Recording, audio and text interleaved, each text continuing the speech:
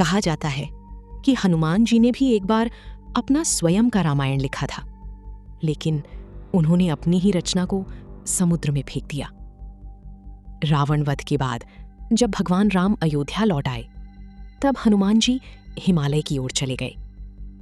बर्फ से ढके पर्वतों के बीच उन्होंने कठोर तपस्या शुरू की, लेकिन उस तपस्या के दौरान भी उनके मन में केवल एक ही नाम गूंजता रहा, राम राम राम।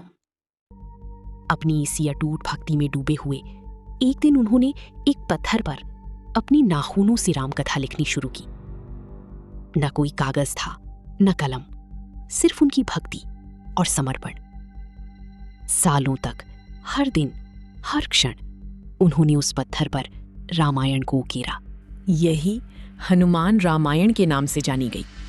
कहा जाता है कि ये रामायण इतनी सुंदर और भावपूर्ण थी कि उसमें शब्द नहीं, भाव खुद बोलते थे।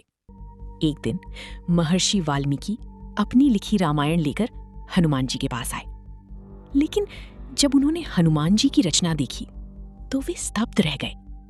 उनके मन में एक हल्की सी निराशा आ गई। उन्हें लगा उनकी अपनी रचना फीकी पड़ रही है। हनुमान जी ये सब समझ गए।